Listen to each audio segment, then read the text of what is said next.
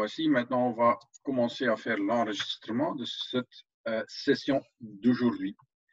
Je voudrais encore une fois remarquer qu'en cas où que vous avez des questions pour moi ou pour mon collègue Manuel qui est disponible au chat et questions et answers.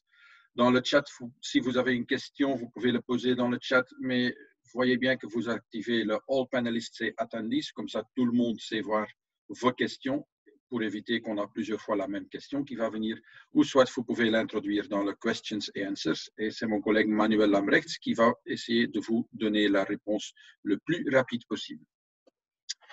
Ici, moi, je suis effectivement Björn Hansbeck, comme tout le monde le sait, et je vais vous expliquer quelques des nouveautés concernant le Low Light Imaging.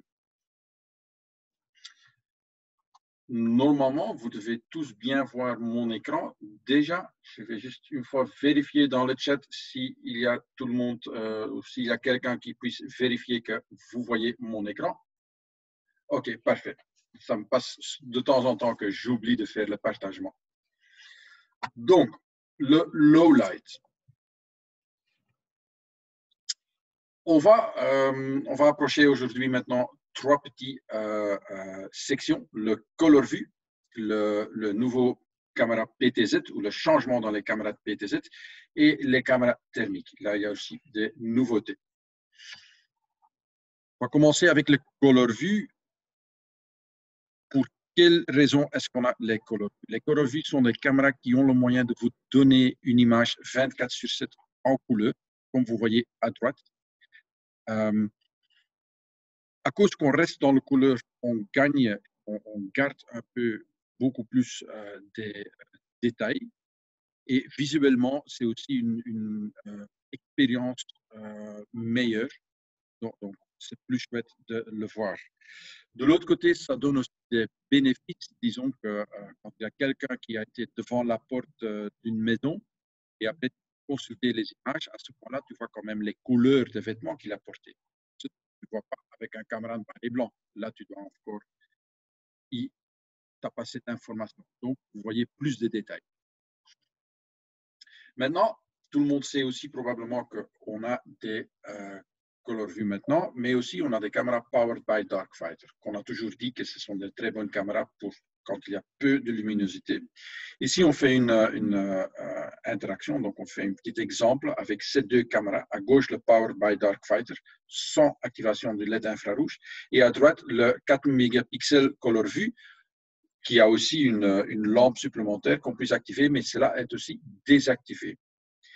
Grâce à la luminosité qu'on a en arrière-plan dans l'image, le caméra Color View est capable de quand même rester en couleur et de vous donner quand même une image plus nette que celle qui a le Powered by Darkfighter.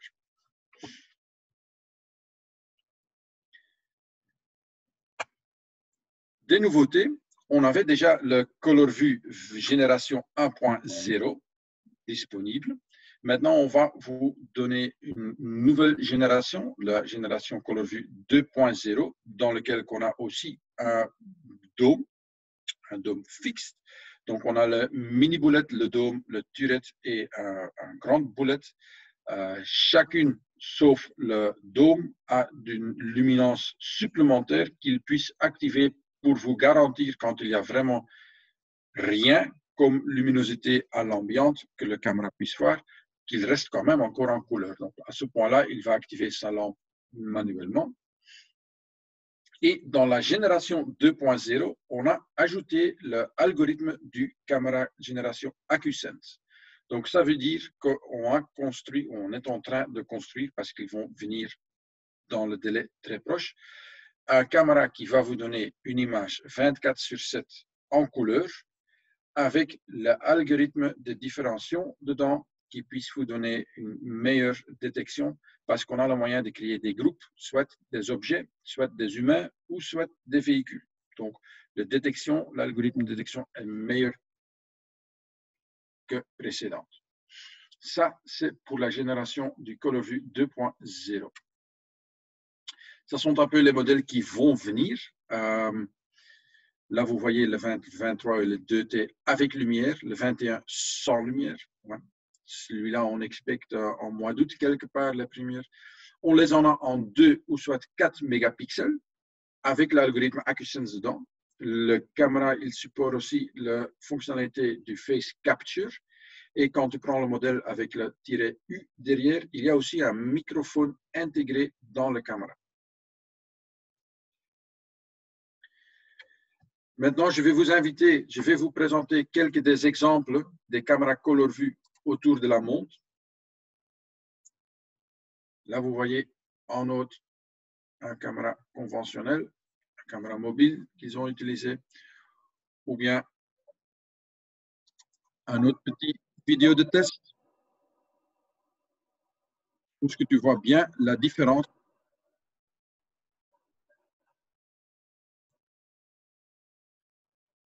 En Australie, ils ont fait un test aussi. Tout le monde le connaît.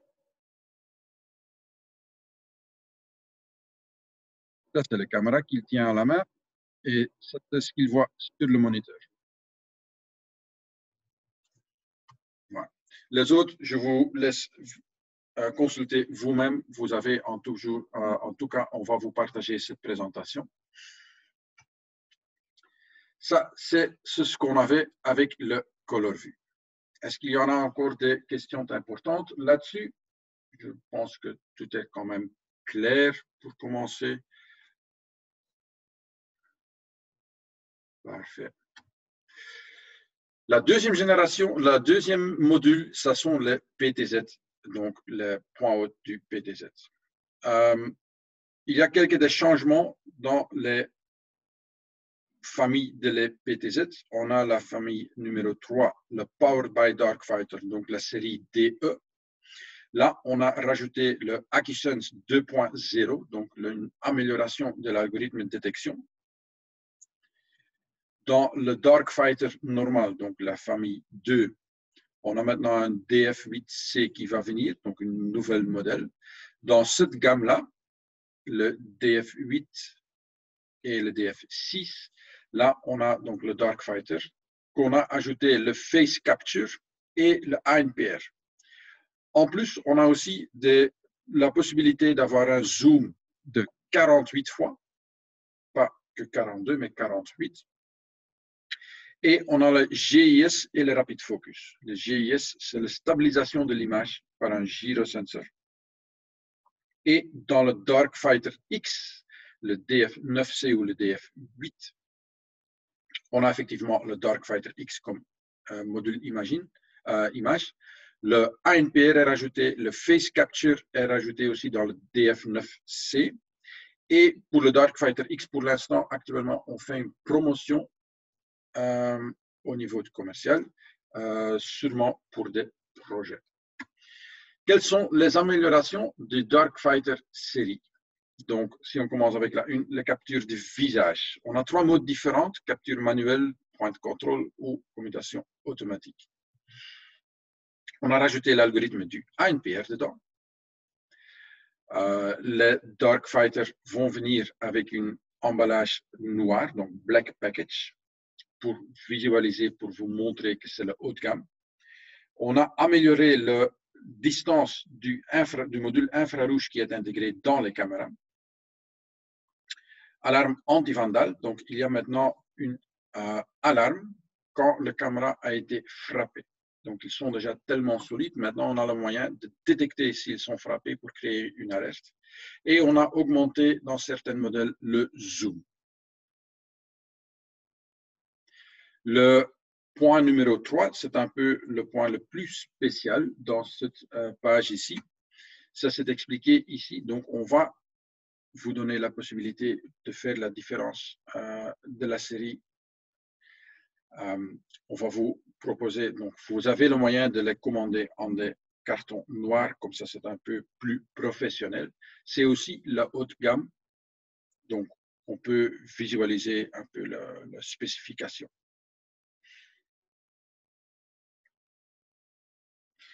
La différence entre le 4 mégapixels Powered by Darkfighter et le Darkfighter même, ce sont les deux. Donc, ça, c'est la gamme 3 et la gamme 2.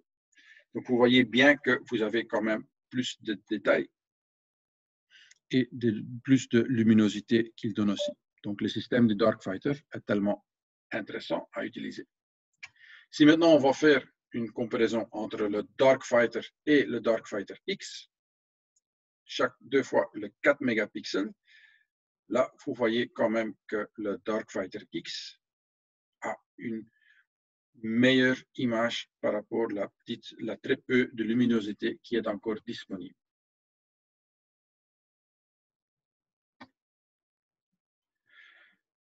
La situation historique du Darkfighter, on avait toujours eu le Darkfighter en 2 mégapixels depuis 2015. 2017, on a lancé le Darkfighter X en 2 mégapixels et depuis cette année ici, fin de l'année passée, mais vraiment de cette année ici, on a le Darkfighter X en 4 mégapixels. Donc 4 millions de pixels avec ce type d'image, cette clarité, c'est tellement quelque chose acceptable et amusante à voir. Ici, un peu plus de détails. Donc, illumination super bas, 4 mégapixels ou soit 2 mégapixels.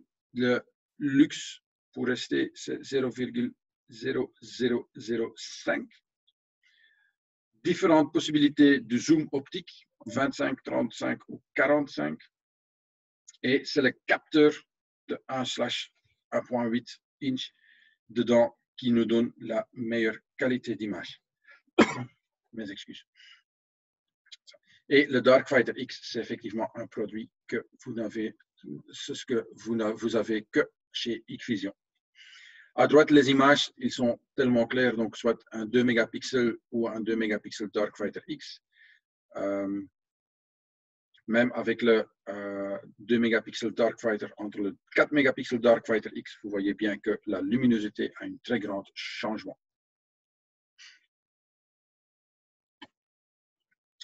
Qu'est-ce qu'on fait maintenant? On va faire des grandes ventes. Donc, c'est ce que vous voyez ici, le modèle à gauche, donc le DS2DF 8225iX et le 2DF, le Darkfighter X, le 8225, il va être disponible au même prix. Donc, vous avez le moyen, en cas où des projets, de proposer le Darkfighter X au prix du Darkfighter. À droite, un autre exemple du Darkfighter comparaison. Donc, pour les projets, on va maintenant faire une promotion en commercial, de vous diminuer le prix du Darkfighter X et avoir le moyen de vous proposer cela. Donc, une meilleure caméra avec une meilleure qualité pour le même prix qu'un autre. Si vous avez besoin de plus de ces infos, n'hésitez pas à vous consulter chez votre partenaire commercial, soit votre distributeur ou bien chez Manuel Lambrecht, mon collègue. Ça, c'est ce que j'ai à vous expliquer concernant les caméras Darkfighter et Darkfighter X. Le troisième point qu'on avait, c'est la caméra thermique. Avant, on avait eu la gamme qui se termine avec le V1. Cette gamme-là va être remplacée par la gamme qui se termine avec un /P. La série /P, c'est en fait le même, sauf qu'on a augmenté le module optique de 2 mégapixels vers un 4 mégapixels. Donc, vous avez le bispectrum caméra, mais avec un 4 mégapixels optique dedans. C'est ce qu'on a aussi disponible, c'est le /PA série. Donc, le A s'agit que dans ces caméras-là qui ont aussi les 4 mégapixels optiques, on a ajouté aussi une alarme audio. Donc, il y a un petit haut-parleur dans le caméra même et un petit lampe stroboscopique qui puisse être activé en continu ou soit en flash. C'est ce que je voudrais aussi vous signaler ou introduire, c'est le modèle à droite, c'est le TA21. Le TA21, c'est aussi une caméra thermique, un bispectrum, avec 160 à 120 pixels, mais un 2 mégapixels optique. Mais qui puisse être utilisé pour faire plutôt des mesurements de température. Donc, l'accuracy de température est plus ou moins 2 degrés. Et cela est tellement utilisable dans certains cas, dans des local serveurs ou des autres choses. Je vais vous montrer quelques exemples après. Mais dans quelle raison est-ce que vous allez installer des caméras thermiques ou des caméras bispectrum de chez nous, de chez Hikvision? On va commencer avec le premier point, le point A. Ils sont avec un prix très raisonnable, très compétitif. Les applications sont tellement dans le SMB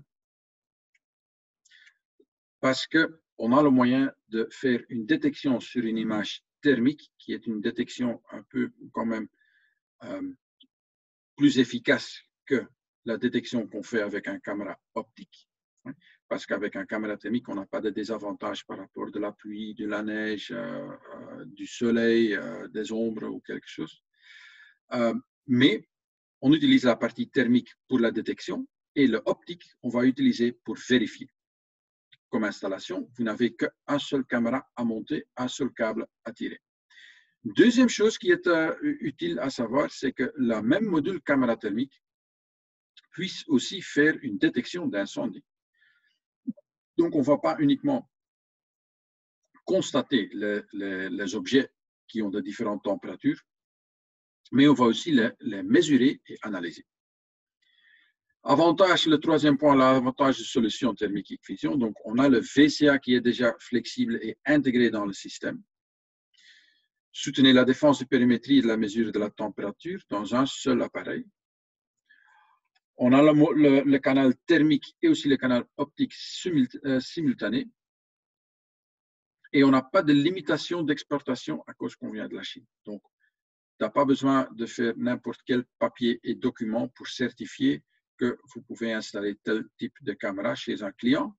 Vous pouvez le faire facilement. Ici, dans la présentation, je vais vous donner quelques petits points rapides, mais on a aussi intégré 2 petites séquences de vidéos qui vous expliquent comment vous devez le configurer. Comment est-ce que vous devez configurer le VCA? Quelques des informations en rapidité. Donc, c'est une présentation dans laquelle il vous montre quel paramétrage il faut faire pour faire le VCA. VCA, c'est l'analyse, donc pour faire la détection périmétrique de la caméra.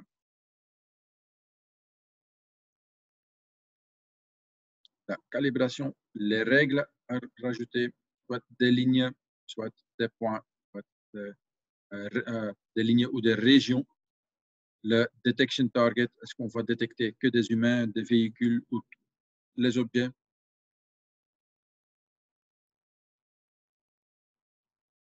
Voilà. On va juste repasser un peu.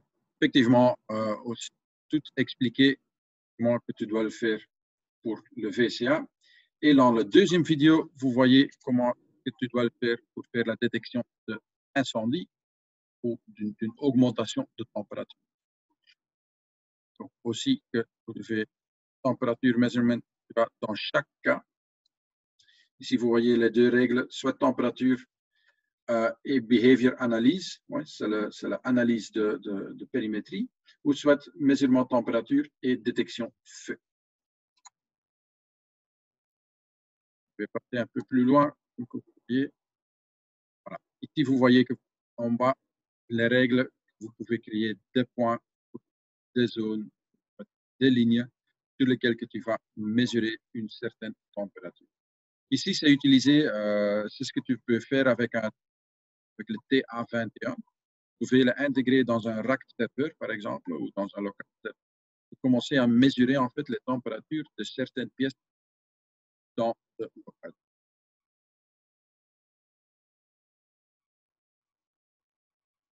Le TA21 est aussi une module qui est tellement facile à installer ou mettre en position.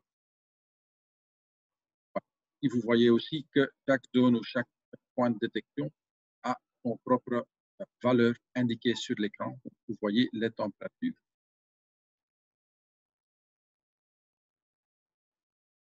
Ah, maintenant, ils vont mettre de l'eau chaude dans cette zone-là. Et vous allez voir que vous avez pour récupérer les index. Qu'est-ce que les caméras supportent aussi encore, les bispectrum? Oh, je vois beaucoup de questions. Je viens directement, j'ai encore cette slide ici. Le fusion des images. Le fusion, c'est en fait le principe qu'on va prendre l'image optique et on va le mettre sur, on va le coller sur les images thermiques qui nous donnent une image fusion. Donc, on va voir beaucoup plus de détails.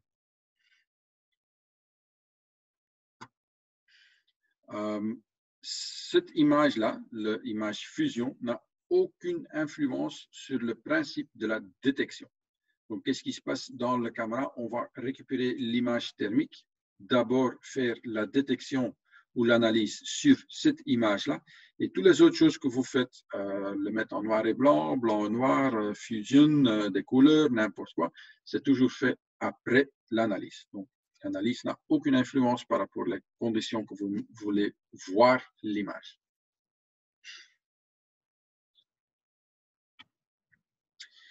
Ici, la gamme, donc avant on avait la gamme V1, maintenant ça s'est remplacé par la gamme P ou soit PA par rapport.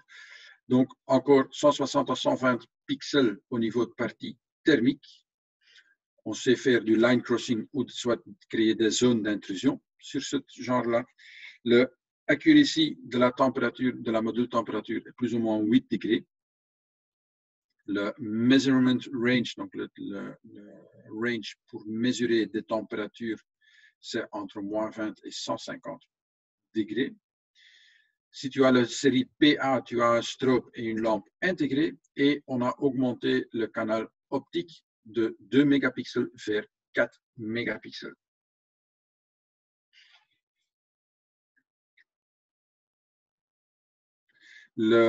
Derrière le descriptif des modèles, vous voyez aussi qu'on a plusieurs des objectifs thermiques disponibles. Ensemble avec l'optique, la partie thermique, donc des objectifs thermiques de 3, 6 ou 10 mm. En même temps, la partie optique change de même façon. Dans les turrets, on a même un 2 mm objectif. Donc, distance très courte. On a déjà aussi récupéré plusieurs des awards ou des certifications. La certification pour les caméras bispectrum pour être utilisable pour vraiment détecter sur une façon légale un incendie, ils sont encore, malheureusement, ils sont encore en cours. Donc, ce certificat, on n'a pas encore. Du moment on va le faire certifier chez BOSEC en Belgique aussi, ce qui n'aura pas vraiment de soucis dès qu'on a la certification de France et l'Allemagne. Et à ce point-là, vous pouvez aussi utiliser tel type de caméra pour faire la détection d'incendie dans des bâtiments.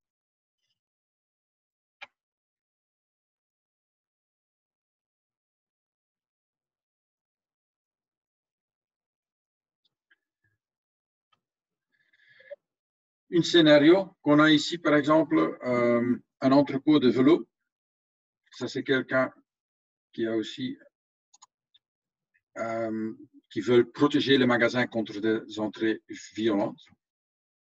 Il a utilisé des caméras thermiques pour faire la détection, mais il va utiliser l'image optique vraiment pour vérifier, pour faire la vérification. Ou bien ici, un data center. Eux, ils ont pris utilisation du TA21 parce que c'est un module très petit qu'ils puissent facilement intégrer quelque part pour donner la possibilité de vérifier la chaleur qui est créée par certains serveurs pour déterminer s'il y a des soucis. Ou bien à l'extérieur pour mesurer des points sur des utilisations electric utility. Donc ici, ça c'est en Mexico sur une installation électrique haute tension dans laquelle on utilise les caméras pour mesurer certains points critiques pour vérifier s'ils n'ont pas dépassé une certaine température.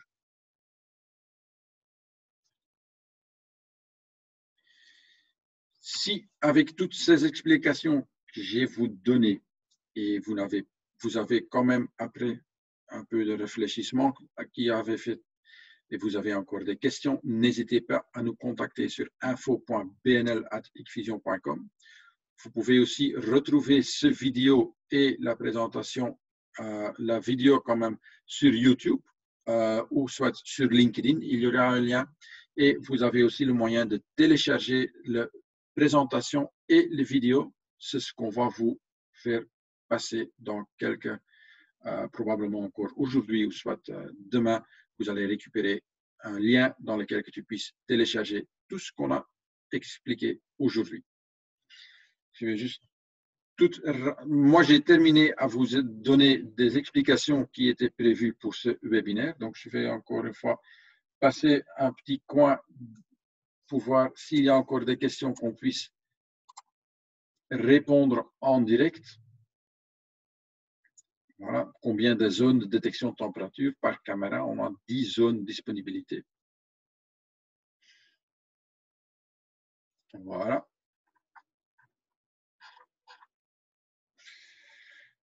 J'ai l'impression que tout le monde a bien compris mon explication. Si vous avez encore des questions, comme d'habitude, n'hésitez pas à nous contacter. info.bnl@icvision.com. Je vous remercie tous pour votre présence d'aujourd'hui. On va de nouveau être disponible fin de la semaine, si je me rappelle bien.